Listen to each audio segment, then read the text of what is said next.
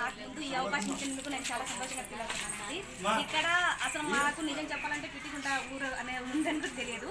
ఈ స్కూల్కి మా పిల్లలు వచ్చేంత వరకు ఈ స్కూల్ చాలా అంటే చాలా స్పెషల్ అసలు. ఇప్పుడు గవర్నమెంట్ స్కూల్ ఉన్నాయి, అవి క్యాజువల్గా చెప్తున్నారు, వెళ్ళిపోతున్నారు. కొందరైతే గవర్నమెంట్ స్కూల్లో చేర్పించాలంటేనే ఆలోచిస్తున్నారనమాట.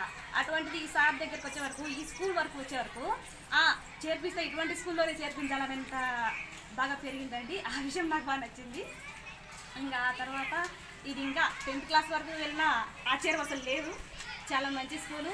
ఇంకా ఇక్కడ ప్రత్యేకంగా ఏంటంటే అండి, ఇప్పుడు డబ్బులకు అసలు వెనకాడరు. ఇప్పుడు తక్కువ ఉన్నవారు ఉంటారు, డబ్బులు తక్కువ ఉన్నవారు, వాళ్ళకు ప్రత్యేకంగా సార్ వాళ్ళు ప్రత్యేకంగా డబ్బులు ఇచ్చి మరి వాళ్ళకు ఒక్కొక్క పిల్లాడికైతే పక్కన కూర్చోబెట్టుకోవాలి మరి చదివిస్తారు. ఈ ఊళ్ళో ఈ స్కూల్లో ఒకసారి అని కాదు, అందరు సారు పేరు పేరున చాలా స్పెషల్ అన్నమాట. ఇంకా చెప్పాలంటే అంతే సార్.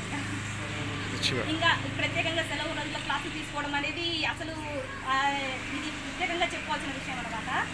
ఈ విషయం మాత్రం నాకు చాలా గౌరవంగా ఉంది.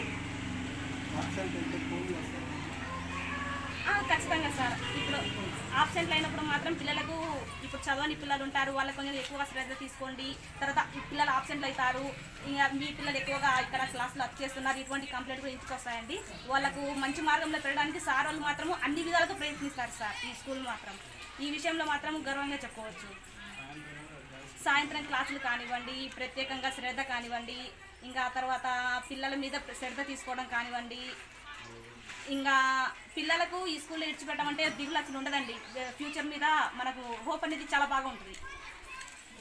పిల్లల ఫ్యూచర్ అనేది పిల్లల సార్ వాళ్ళ చేతిలోనే ఉంటుంది అన్నమాట. ఇది అంతే సార్.